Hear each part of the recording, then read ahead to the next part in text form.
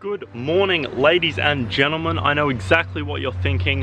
Why the hell am I dressed like a homosexual Duna cover? And it's cold. It's cold and I want it to be warm. Fuck you. It's finally starting to cool down here, which I'm very happy for because I love the cold. But you're not here to listen to me make small talk about the weather. No, you're here for this right here. So we'll just jump straight into it.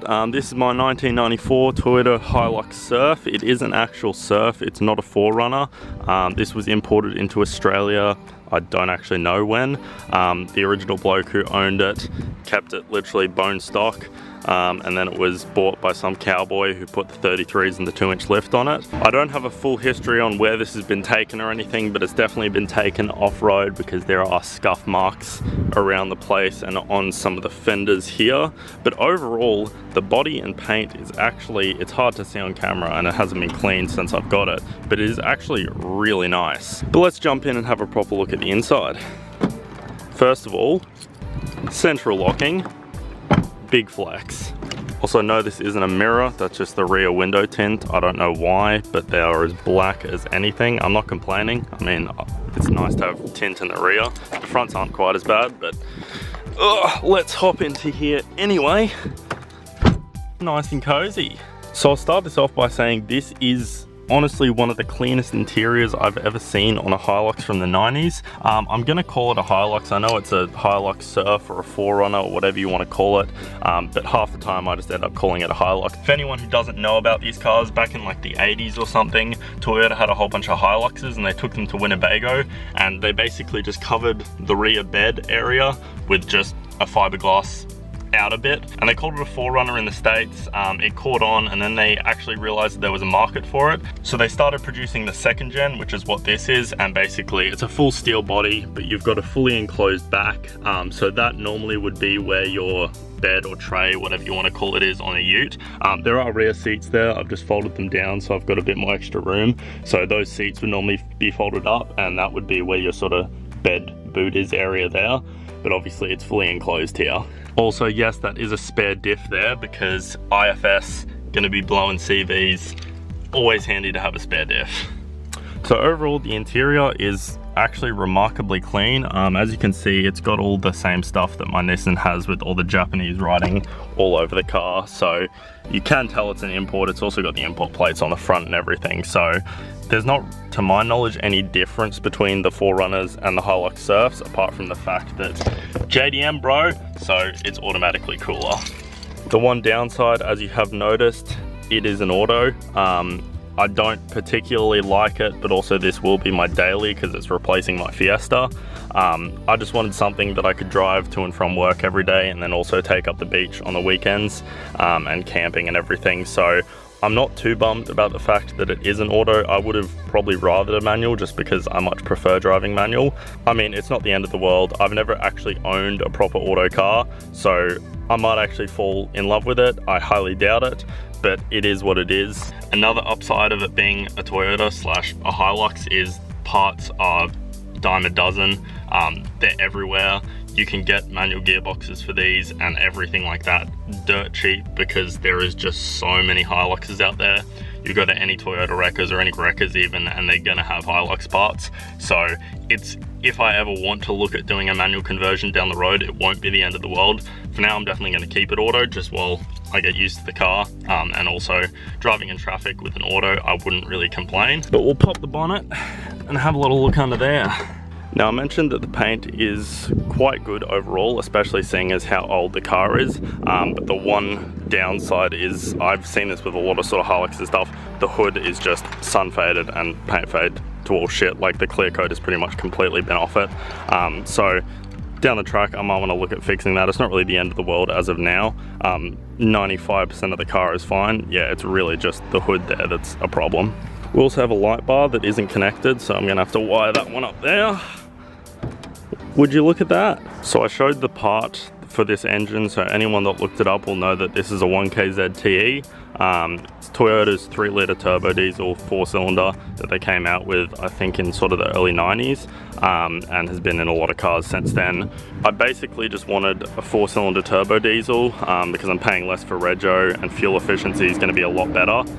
These things are pretty good on fuel, so I'm happy with that, and overall it's a fairly clean motor. It's only got about 250,000 Ks on it, which although is a lot of kilometers, it's a Toyota diesel motor, and I've seen these things clocking past 400,000. You'll normally want to redo the head around 300,000 Ks, but once that's been done, they normally keep clocking for a decent amount of time. Got a cute little baby yin yang spinny thing. Just checked my compliance plate there.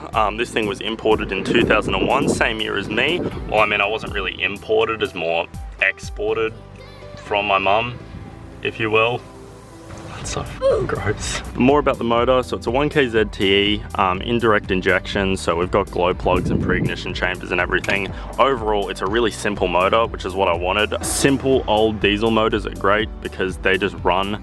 There's not much electricals in them, although this does have a decent amount of like sensors and stuff. It's definitely not nearly as bad as anything like you'd get today. The radiator hose is fucking kinked because the bloke put on a wrong hose for some reason, but thankfully when I bought the car, old mate gave me a new hose to put on it, so I'll need to put that on it.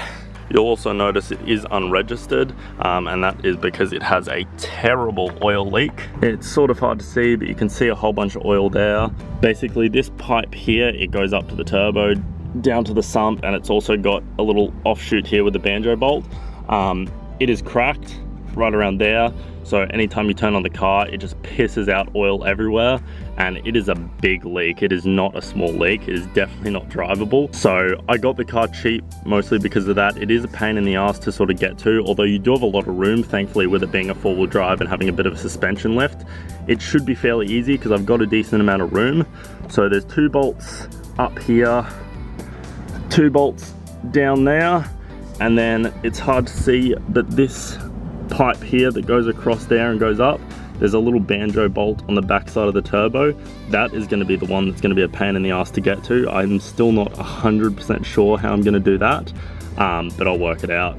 It's also got the room for a second battery. It's already got all the wiring and everything. It's just been taped up right now, so I can just slot a second battery into there, which will definitely be nice. I haven't had a chance to have a full look over the motor, but overall I didn't see any issues apart from obviously the big oil leak and the kink in the hose here. There really didn't seem to be too many issues with it. As far as mods it's already come with, so it's got a 2-inch suspension lift. It's on 33s right now. It's got a full 3-inch turbo back exhaust, so that's cool to have because cool hectic turbo noises. It came with a plastic snorkel from the factory, so that's another cool thing. But apart from that, it is pretty much stock as a rock, which is exactly what I wanted. These things are reliable as long as you sort of keep them in somewhat well condition. And apart from the bloke who obviously has taken it for a little bit of a 4-wheel drive and chucked it on, you know, 33s and everything else is relatively sort of tastefully modded. You have a look at all the seats and everything. Everything is, for an old 90s 4-wheel drive, I would say everything is in actually really good condition. Got some extra little speakers back there, the spare diff. Everything is remarkably clean in my opinion. One other thing I thought was really cool is I've got this little switch here which just operates the rear window there. Because these things were built on effectively ute chassis, it's got a rear window here that you wind down and then you reach down in and you can unlock your little tailgate there, and then you can, I don't know, sit and have your lunch or chuck a mattress in the back or something like that. But I actually didn't know that going into it, that they have little rear windows and a tailgate still. Definitely a lot cooler than your average sort of barn doors thing. Just means that whatever you got a little bit more room there. You can, when you're camping and stuff, you can use this as a table and make some food. I think it's a really cool idea. I don't know why more people don't do that. I'm assuming it's probably just because if the window motor goes, you're kind of rooted, because until the window's down, you can't actually open the tailgate. So if your window motor goes, you're kind of rooted. But I don't think there was much more to show you on that. For anyone who's wondering, it's coil rear and coil front. It's IFS front obviously, but solid axle rear. So we've got coils all round, which is something. No, it's not solid axle front. I know some of the older ones, I think the ones that were built on the 106 chassis, they came solid axle front, but there were also leaf springs all around. So yeah, if you want the rugged durability of solid axles in these, you've got to deal with leaf springs. I'm more than happy with this. It's not going to be going on any ridiculous tracks or anything. I'm not really big into heavy rock crawling or anything like that. I just wanted something that would get me up the beach on the weekends and would be comfortable to drive every day to and from work. So look out for this thing on the channel later in the future. If you're into four-wheel drives or anything, I don't know if I'm going to be doing much videos on it. I'll definitely be doing a video just on the oil return, for anyone who's wondering how to fix that in case you've got a 1KZ with a oil leak in your oil return. I'll do a video on that just to sort of show how that process goes. It's a fairly straightforward process. It's more just the lack of room that is an issue. So yes, hopefully I didn't buy a complete lemon. It doesn't seem to have any issues, but as with most old cars that I buy, they don't seem to have issues, and then issues pop up as time goes on. I knew that going into it, but I got it for a decent price, so I can't really complain. Drop a like if you're hyped for some sexy 90s surf videos in the future. Thank you very much for watching, and I will see you in the next video. Peace. That doesn't make sense.